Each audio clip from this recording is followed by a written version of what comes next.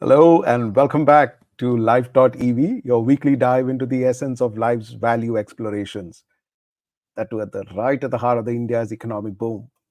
So I'm your host, Ajit Panicker, sharing roles at Nova and Pure Blue, where the entrepreneurial journey is a lived reality.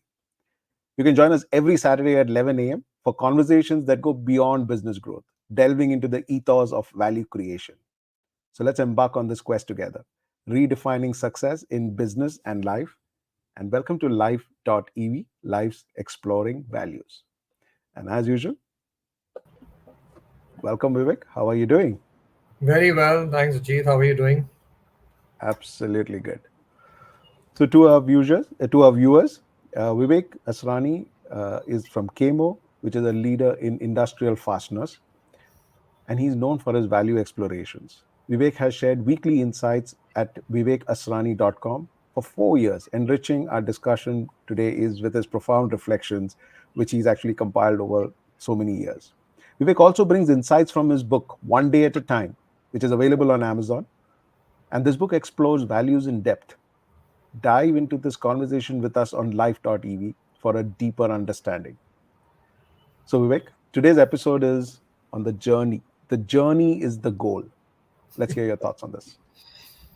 On the face of it, Ajit, the topic is a bit paradoxical, and very often the first question I have received on this, every time I've spoken on this or discussed this, is so: is it the journey or is it the goal? What should we be focusing on? And we typically end up viewing it as two different things. And I think what I've tried to do in the reflection which I've written and my own experience in life and in business is that there is a deep connection between the journey and the goal. And therefore, the title was The Journey is the Goal. So I think the fundamental underlying principle is that the result of whatever we do is a combination of our effort and circumstances. Effort is in our control, circumstances, being variable, are not in our control. And therefore, the result, by definition, even though we feel that we are the ones who've done it, is really not in our control because it's a product of effort and circumstances. So when we start focusing on the effort, then we are focusing on the journey as to how we are going to finally achieve what we have to achieve. The second aspect of this is that we need to, at some level, try and take a step back and find our fulfillment in what we're doing and the experiences we are going through. The issue is that we peg our happiness to the outcome, and therein we tend to find a disconnect between the journey and the goal. We do understand the journey will take us to the goal, but then we are so anxious and worried about achieving that we just forget enjoying the experiences that we're going through. The third thing is that the world, Ajit, sees us, appreciates us, acknowledges us for what we achieve. And somewhere we also get tuned into then living our life with wanting validation and appreciation from the external world. So then the goal and the achieving of the goal becomes the all important thing in our minds. But the second aspect of our life is what we see internally, not what the world sees, but what we are experiencing, which is how we are going through certain things. Now, the ability to also then start looking within and anchoring ourselves to enjoying how we are achieving what we're achieving rather than getting stressed about the future. And that brings me to the fourth point, which is that future results are nothing but current time action in a future context. So what I do now is going to have an impact in future. So I'm anchoring myself to the results, but the result is born out of my current action. So when I see the connect between that, then I realize that if it's the goal that I'm chasing, then it's this action which I need to maximize on and make the journey and the action as best as I can. And therefore, I have always argued that the journey itself is the goal, as to how well we do what we are doing in the present moment. Amazing. But it also from your discussions, the question that I keep coming is, okay, if it's a journey, then why are the rewards connected to the goal? Yeah. I mean, you're going to get rewards only if you achieve those goals. Nobody can say that, listen, you need to reward me because I tried it very hard. I had a great journey. I did my best. You don't get rewards for that. So how do you justify that? We reward only for goals. We don't reward for the journey. How does that get justified? So that's, I think, a great question. Eventually, from an organizational standpoint, we all work with numbers. We have our budgets, we have our plans, we have incentive plans, and you're absolutely right. It becomes very difficult to incentivize somebody who's worked 10 hours a day, worked really hard, and say, okay, here's your incentive, even though you didn't achieve, what we did, Yeah. or what we set out to do. So, from an organizational standpoint, I get that. But I think you have to also look at it from a personal standpoint, that how do we incentivize ourselves by doing a job really well, even though sometimes it doesn't play out the way we would have expected. See, remember one thing: the mind cannot work in a vacuum. And the question you will then, which comes to mind, and you'll ask is, if the journey is important, then why have a goal at all? Right? The mind cannot work in a vacuum. So one is, the mind needs to be inspired. So how do we get our inspiration? When we keep a goal in mind. Second is, the mind needs a direction. Our mind is our biggest strength and our biggest weakness. If we focus the mind, there is nothing that we cannot achieve if we set our heart and mind to it. But if we don't give our mind a focus, it can go in all directions and can create enough chaos in our lives. So second reason for setting a goal is that the mind needs a direction and a focus. Third is, the mind also needs something which it kind of is working towards in a forward direction. If the goal is too easy, even though it's a goal, the mind will be disinterested. It's like, this I can achieve and I don't need to pay attention. If the goal is crazily humongous and out of our reach, the mind will not even apply itself. So we need to set that balanced and a bit of a challenging goal, so that the mind is engaged, happily engaged, with inspiration, with innovation, with focus. Now, having said that, and having set the goal, the next step is what very often we forget, which is, we have to drop the anxiety and the worry about whether the goal will be achieved or not. It doesn't mean that we drop the goal. It doesn't mean that we drop the focus. It doesn't mean that we drop the planning. It doesn't mean that we drop giving ourselves a direction. But we forget the second part of the equation, right? That we have to now drop the anxiety. But because we've forgotten to do that and focus on the journey, we're so goal obsessed that that's the only thing that matters. And then, at the cost of our health, cost of our happiness, cost of relationships, we may achieve what we want finally, but when we reach there, we may have reached in a slightly broken condition. So I think that's the connection between why the goal is important, and yet, having set the goal, why the journey becomes all important. Interesting. So my biggest takeaway from this is, you need a goal to make that journey exciting. That's what it really means. Yeah, To yeah, make yeah, that journey exciting, you need to yeah, have a well balanced goal, and that's very yeah, important. yeah, yeah, yeah.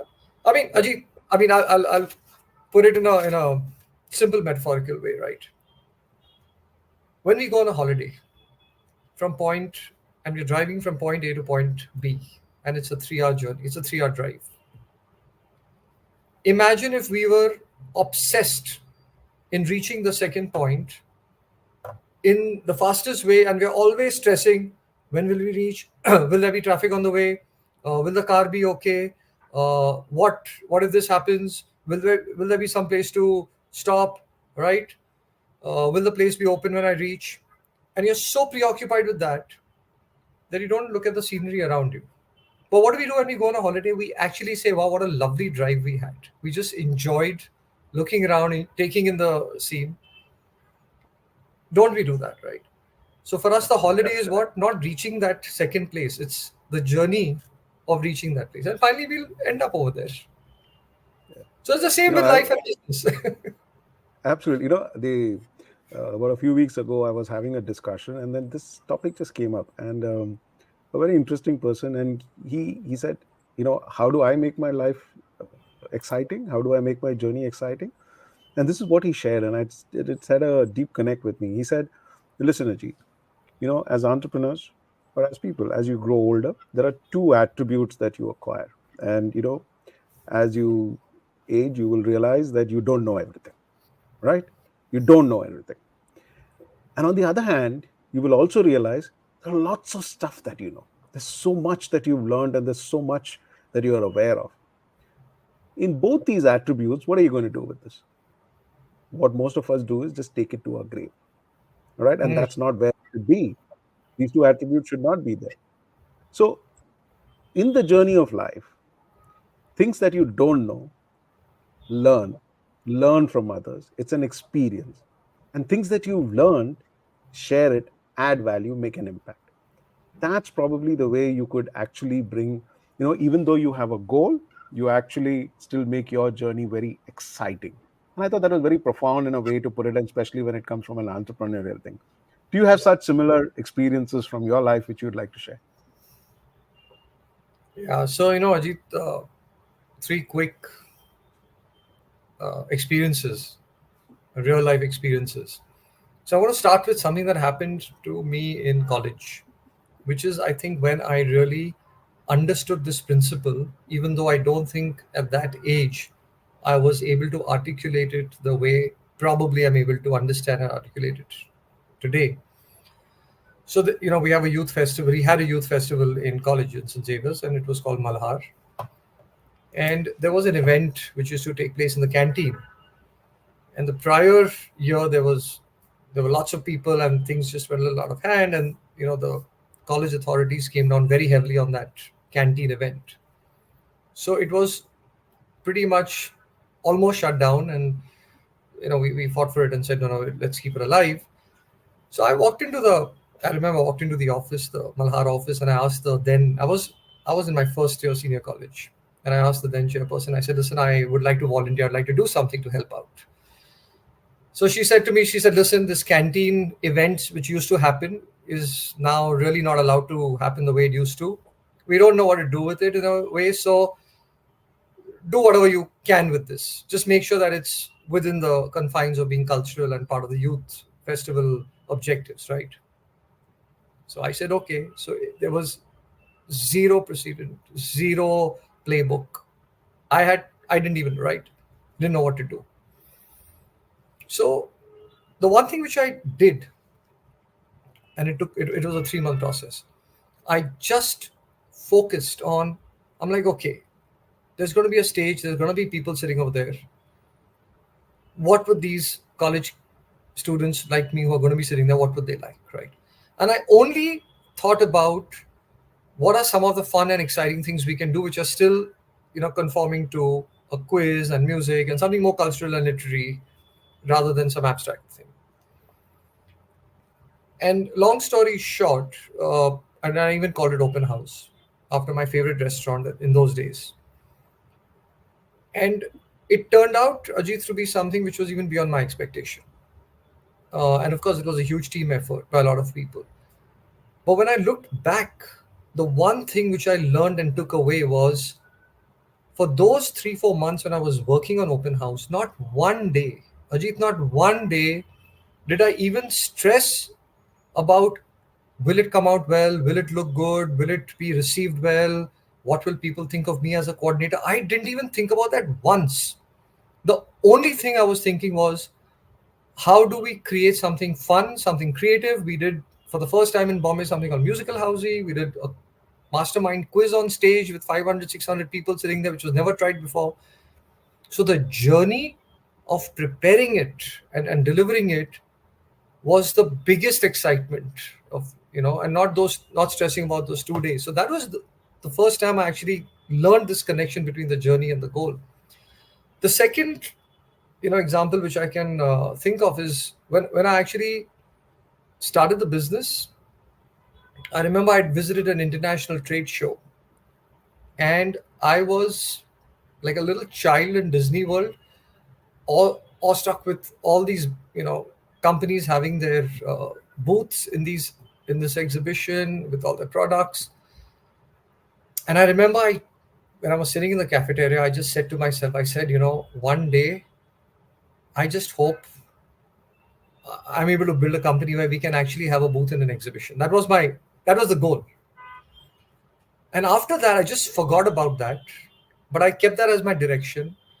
We started building out the product lines. We started doing packaging. We started doing, and at the back of my mind, it was just the excitement of saying, one day I'm going to put this in an exhibition and stand at an international show and, show these products. And because I did it with that excitement rather than stressing about how it's going to turn out, it just catapulted us to a different level in business. So, I mean, these are two examples which, come to mind straight away. And the third is, we were putting up a factory and I had no experience. And I just focused literally for those 2 years every day on just thinking, planning, and getting it done. I stopped worrying about how will it turn out, what about this, what about that. And this has been my simple learning, Ajit, that whenever I've taken my mind off the anxiety of how it's going to turn out to the excitement of doing it in the now and whatever best I can do, my reflections. It never started as the goal was just to set it out there, but then the journey of writing it every day became the excitement and not how many people would read it. And I stopped worrying about how many will read, will they respond, will they like. I'm like, I'm just putting it out there and I'm doing it with lots of love and joy. And that then became my goal to just keep, you know, uh, sharing that. So yeah, these are some of the experiences I've been through, which have reinforced my connect and my conviction of this connection between the journey and the goal. Amazing. So, to all our viewers, we are on episode number 9. And this is our journey of life. We just enjoy bringing it to you. And that's enough time that we have for today's episode. It was an interesting discussion for you to ponder about exploring values in life. Come on, guys. We are encouraging you not to just keep these ideas to yourself. Share this episode with your friends, colleagues, and family and start a conversation. Ask them, what do you think about it? That brings us to the end of our episode, which is full of insights on balancing values with business growth. We're quite eager to hear from you. So engage with us on social media. I mean, most of you guys tend to send us a message on WhatsApp. Please continue to do whatever you are comfortable with, but share your questions on what you've learned. Your input is crucial in fostering an ethically driven business community. That's all for today. Join us next week on Life.EV for more on exploring values. And Vivek, thank you very much as usual for those insights. And to all our viewers, tune in next week for deeper discussions that guide our ethical compass. Thank you for listening and keep the conversation on values going with your friends. Thanks a lot, Vivek. See you next week. Thanks, Ajit. Take care. Bye. Bye bye. See you guys.